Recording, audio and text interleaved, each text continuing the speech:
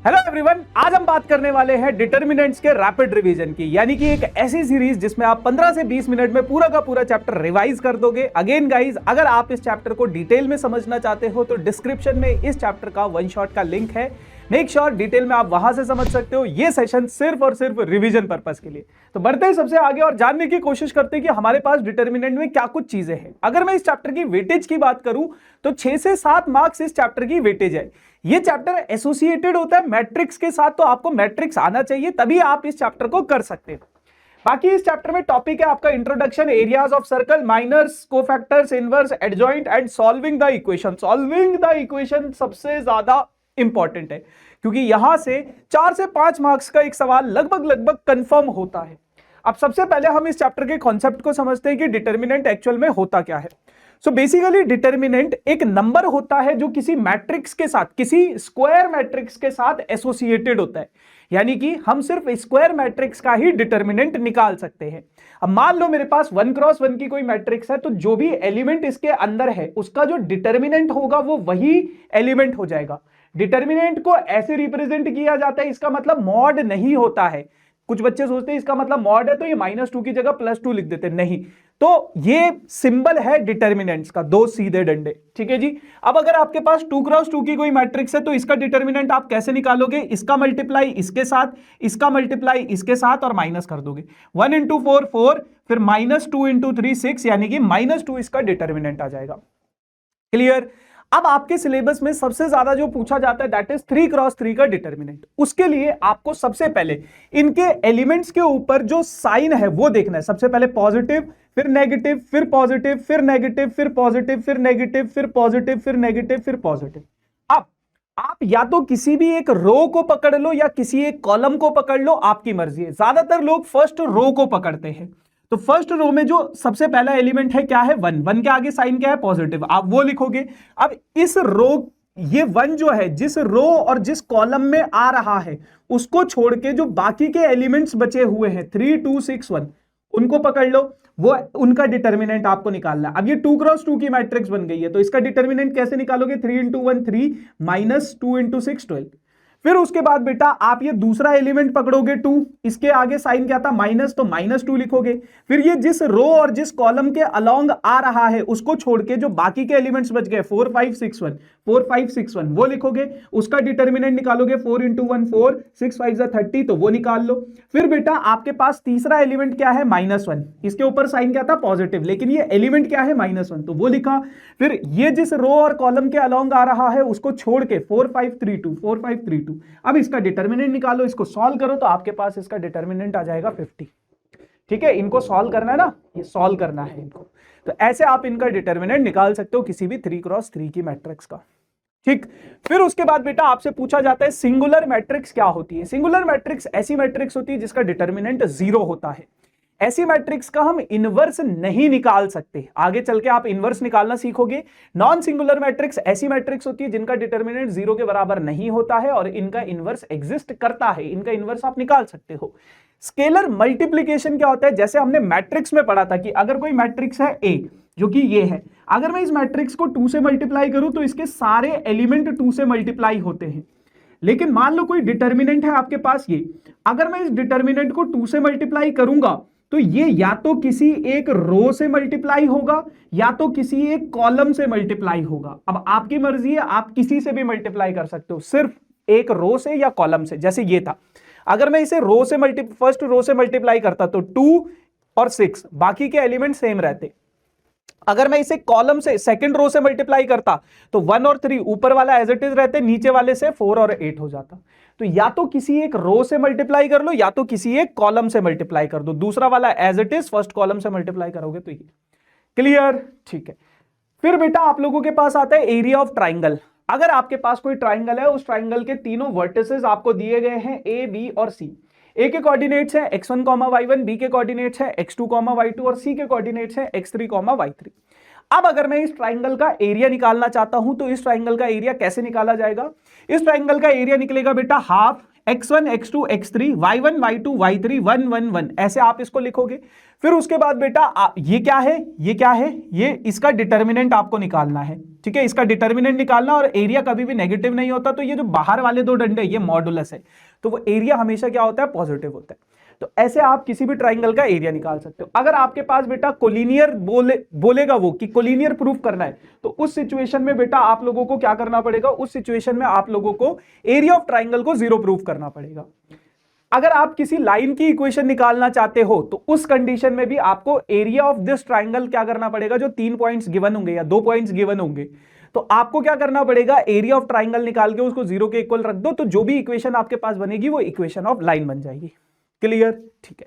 फिर आता बेटा माइनर्स एंड कोफैक्टर्स। अब माइनर्स एंड कोफैक्टर्स क्या होते हैं, मान लो आपके पास कोई डिटर्मिनेंट है -3, मतलब एक एलिमेंट है -3, ये डिटर्मिनेंट। अगर मैं इसका माइनर निकालना चाहता हूं, तो इसका माइनर क्या हो जाएगा, जो यही एक एलिमेंट है इसके अंदर, तो वही इसका माइनर होगा, वही इसका कोफैक्टर होगा। लेकिन अगर मैं बात करूं बेटा, अगर मैं बात करूं आपके पास कोई एलिमेंट कोई 2x2 की मैट्रिक्स है, ठीक है, इस मैट्रिक्स का, अगर मैं इस मैट्रिक्स का माइनर निकालना चाहता हूं, तो माइनर कैसे निकालूंगा मैं, फर्स्ट रो फर्स्ट कॉलम पे जो माइनर होगा, देखो फर्स्ट रो और फर्स्ट कॉलम पे एलिमेंट है ये, अब इसको छोड़ के जो एलिमेंट बच गया है वही इसका माइनर हो जाएगा।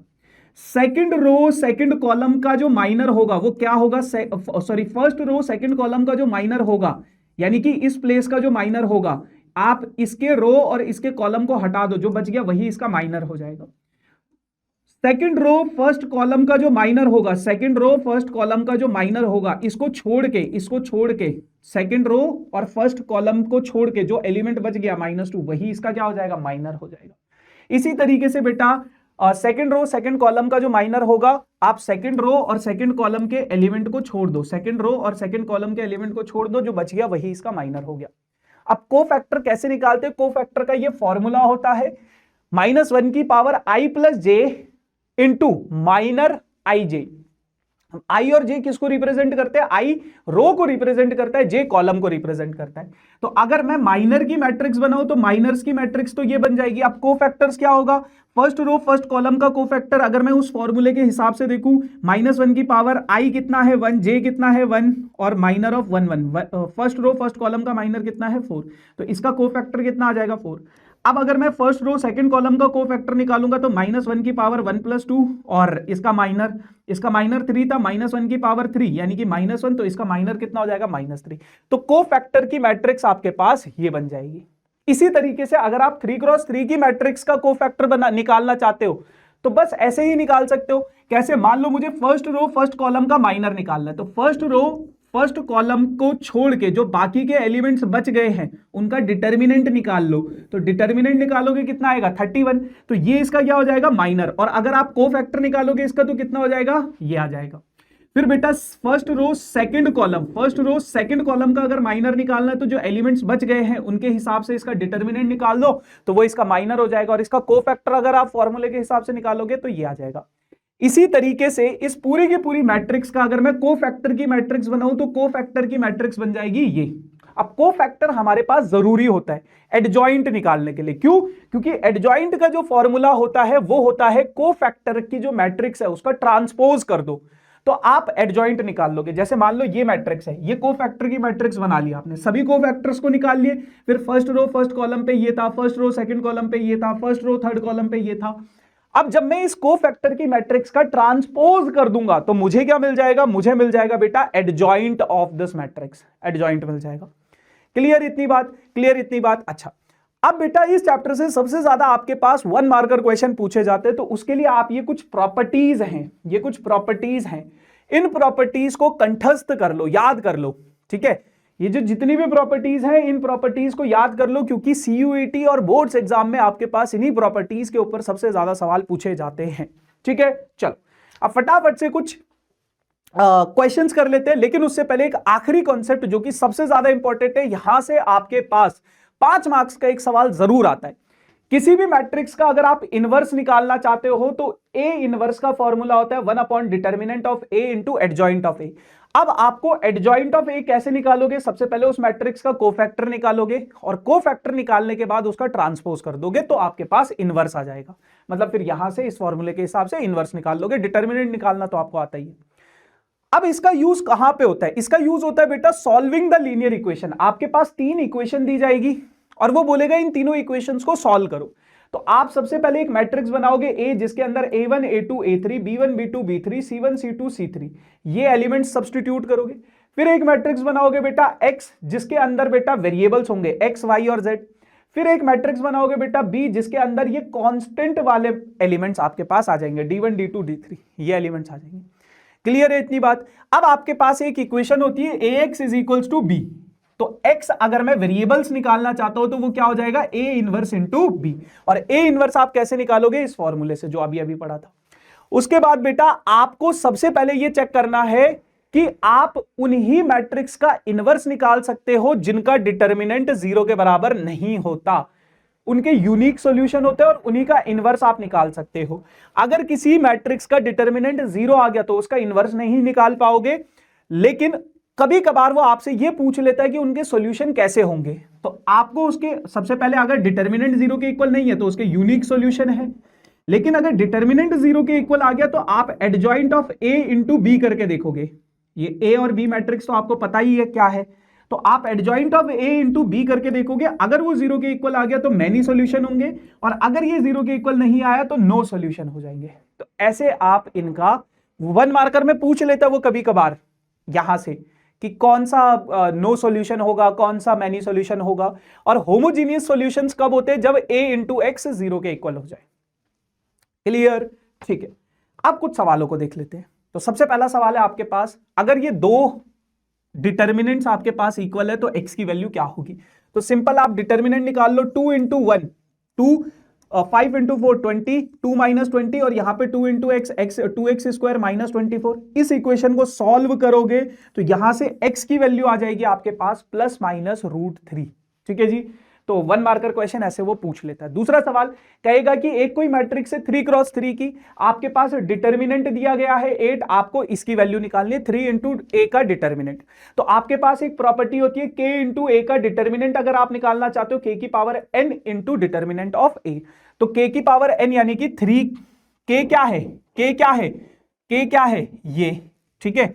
और ऊपर n क्या होता है? ऑर्डर। 3 की power 3 into determinant of A. तो 3 की पावर 3 27, डिटर्मिनेंट ऑफ ए कितना हो जाएगा? 8, तो 216 हो जाएगा। क्लियर? क्लियर? क्लियर? अब एक सवाल आपके पास एरिया ऑफ ट्राइंगल से भी आप एक्सपेक्ट कर सकते हो। कहेगा कि अगर आपके पास किसी ट्राइंगल के 3 वर्टिसेस दिए गए हैं और एरिया भी दिया गया है तो k की वैल्यू क्या होगी? तो एरिया ऑफ ट्राइंगल का फॉर्मूला होता है half x1 x2 x3 x1 x2 x3 y1 y2 y3 1 1 1। इसका डिटर्मिनेंट निकालो। डिटर्मिनेंट निकालोगे तो एरिया ऑफ ट्राइंगल आपको दे रखा है 9, डिटर्मिनेंट निकालोगे तो आपके पास आ जाएगा यहां पे मॉडुलस ऑफ 3 के, मॉड लगा रहता है, इसमें मॉड लगा रहता है। अब जब आप ये मॉड हटाओगे तो यहां पे क्या आ जाएगा बेटा? प्लस माइनस 9 आ जाएगा। फिर इसको सॉल्व करोगे तो आपके पास k की वैल्यू आ जाएगी प्लस माइनस 3। प्रॉपर्टी होती है बेटा, अगर आपके पास x का मॉड a के बराबर है तो x की वैल्यू क्या हो जाएगी? प्लस माइनस a हो जाएगी। तो अगर मॉड ऑफ 3 के 9 के बराबर है तो 3 के किसके बराबर हो जाएगा? प्लस माइनस 9 के बराबर। ये प्रॉपर्टी है मॉडुलस की। क्लियर? क्लियर? ठीक है। अब एक सवाल आपके पास ऐसा आता है कि आपको एडजॉइंट निकालना है। मतलब सबसे पहले तो इस मैट्रिक्स का एडजॉइंट निकालना है। एडजॉइंट निकालने के बाद आपको ये रिलेशन भी प्रूफ करना है। तो एडजॉइंट किसी मैट्रिक्स का कैसे निकालते हो? सबसे पहले आपको कोफैक्टर्स निकालने पड़ेंगे। तो आप इस पूरी की पूरी मैट्रिक्स के कोफैक्टर्स अगर निकालोगे, first row first column, second row second column, third row third column, है ना, सारे के सारे कोफैक्टर्स निकाल लिए। तो कोफैक्टर की मैट्रिक्स बना दी आपने ये, यहां पे ये, यहां पे ये, यहां पे ये, फिर ये, फिर ये, फिर ये, फिर ऐसे ही एंड वाले में ये। तो कोफैक्टर की मैट्रिक्स बना दी। अब जैसे ही आप कोफैक्टर की मैट्रिक्स बनाओगे उसके बाद उस कोफैक्टर की मैट्रिक्स का ट्रांसपोज कर दो, और जैसे ही इसका ट्रांसपोज करोगे तो आपके पास एडजॉइंट आएगा। ट्रांसपोज आपने मैट्रिक्स में पढ़ा था क्या? कि रो को कॉलम बना दो और कॉलम को रो बना दो। फर्स्ट रो को फर्स्ट कॉलम, सेकंड रो को सेकंड कॉलम, थर्ड रो को थर्ड कॉलम। तो एडजॉइंट ऑफ ए भी आ गया। अब जैसे ही आपके पास एडजॉइंट ऑफ ए आएगा तो आपको क्या चाहिए, एलएचएस में क्या चाहिए, ए इंटू एडजॉइंट ऑफ ए। तो आपने ए के साथ एडजॉइंट ऑफ ए, ये ए मैट्रिक्स है, ये एडजॉइंट ऑफ ए, इनका मल्टीप्लाई कर दिया। जैसे ही आप इनका मल्टीप्लाई कराओगे तो आपके पास ये आ जाएगा। और आरएचएस में आपके पास क्या था, determinant of A into identity से मल्टीप्लाई कर दो। तो डिटर्मिनेंट निकाल लो इस मैट्रिक्स का, डिटर्मिनेंट निकालना सिखाया था, 27 आ जाएगा। 27 को आइडेंटिटी मैट्रिक्स से मल्टीप्लाई कराओगे तो ये आ जाएगा। और अब आप देख लो दोनों के दोनों बराबर है। तो ऐसे आप अपने इन रिलेशन को भी प्रूव कर सकते हो। ठीक है, अगेन गाइज मैंने आपको स्टार्टिंग में भी बोला था ये सेशन सिर्फ और सिर्फ रिवीजन पर्पस के लिए। अगर आप पहली बार इस चैप्टर को पढ़ रहे हो तो this session is not for you. तो आप डिस्क्रिप्शन में डले हुए वन शॉट को देखो। ठीक है जी, चलो फिर उसके बाद एक आखिरी सवाल आप लोगों के पास जो आपके एग्जाम में जरूर आता है, सॉल्विंग द लीनियर इक्वेशंस। अब ये किसी भी फॉर्म में पूछ लेता है, वो केस बेस्ड के फॉर्म में पूछ लेता है, किसी भी तरीके से पूछ लेता है। तो आपके पास एक वर्ड प्रॉब्लम दी गई है, if sum of 3 number is 6। 3 numbers हैं आपके पास x, y और z, तीनों का सम कितना है, 6 है। If we multiply third number by 3 and add to second number, अगर मैं थर्ड नंबर क्या है z, थर्ड नंबर को 3 से मल्टीप्लाई कर दूं, उसमें सेकंड नंबर ऐड कर दूं, तो हमें क्या मिल जाएगा, 11 मिल जाएगा, वी गेट 11। ठीक है, तो इसको अगर मैं थोड़ा और सिंप्लीफाई करूं, देखो इसमें x नहीं है तो 0 इंटू एक्स होगा plus y plus 3z is equals to 11, ये हो जाएगा। फिर अगली इक्वेशन क्या कहता है, by adding first and third number we get double the second number. अगर मैं फर्स्ट और थर्ड नंबर को ऐड कर देता हूं तो मुझे क्या मिल जाता है, सेकंड नंबर का डबल मिल जाता है। अब 2y इधर आएगा तो x minus 2y plus z is equals to 0। तो मेरे पास बेटा कुल मिलाकर 3 इक्वेशंस आ गई। अब 3 इक्वेशंस जब मेरे पास थी तो सबसे पहले मुझे क्या सेलेक्ट करना है, एक मैट्रिक्स ए। ए मैट्रिक्स क्या है, जो x, y और z के कोएफिशिएंट है। यहां पे देखो 1 1 1, तो 1 1 1, फिर बेटा 0 1 3 0 1 3, फिर बेटा 1 माइनस 2 1, फिर 1 माइनस 2 1, ये ए मैट्रिक्स आ गई। फिर आपको एक मैट्रिक्स सेलेक्ट करनी है x, जो वेरिएबल्स है इसमें, x, y और z ये वेरिएबल्स है इसमें। फिर एक मैट्रिक्स सेलेक्ट करनी है b, ये जो ये वाले कोएफिशिएंट्स है, ये वाले कोएफिशिएंट्स है 6 11 और 0 है ना, जो कांस्टेंट टर्म्स है, सॉरी कांस्टेंट टर्म्स है। फिर उसके बाद बेटा अब मैं x की वैल्यू निकालना चाहता हूं, तो मेरे पास इक्वेशन क्या है, मेरे पास इक्वेशन है x is equals to a inverse into b। तो मुझे a इनवर्स निकालना पड़ेगा, और a इनवर्स निकालने के लिए मुझे पहले एडजॉइंट निकालना पड़ेगा, और एडजॉइंट निकालने के लिए पहले मुझे कोफैक्टर्स निकालने पड़ेंगे। तो इस a मैट्रिक्स के जब मैं कोफैक्टर्स निकालूंगा तो ये आएगा, और एडजॉइंट क्या हो जाएगा, ये कोफैक्टर की मैट्रिक्स का ट्रांसपोज कर दो, तो ये इसका एडजॉइंट आ जाएगा। ये क्या आ जाएगा, इसका एडजॉइंट आ जाएगा। अब जैसे ही एडजॉइंट आ जाएगा आप डिटर्मिनेंट भी निकाल लो। डिटर्मिनेंट इस मैट्रिक्स का क्या है, इस मैट्रिक्स का डिटर्मिनेंट है 9। तो अगर इस मैट्रिक्स का डिटर्मिनेंट आपके पास 9 आ गया है तो इसका मतलब आप इसका क्या निकाल सकते हो, इनवर्स निकाल सकते हो, क्योंकि 0 नहीं है। ठीक है, तो ए इनवर्स क्या हो जाता है, A inverse is equals to 1 upon determinant of A into adjoint of A. अब बेटा बस कुछ नहीं है, ए इनवर्स की वैल्यू ये है, x is equals to A inverse into B. X ये है, ए इनवर्स ये पूरा का पूरा है, b ये है। इन दोनों मैट्रिक्स को मल्टीप्लाई कराओगे तो ये आएगा, बाहर 1/9 पहले से था, 9 से काटोगे 1 2 3, तो x की वैल्यू 1, y की वैल्यू 2 और z की वैल्यू 3 आ जाएगी। तो ऐसे आप अपने इन क्वेश्चंस को सॉल्व कर सकते हो। तो इसी के साथ आप लोगों का डिटर्मिनेंट का रैपिड रिवीजन खत्म होता है। Now tata bye bye, see you soon.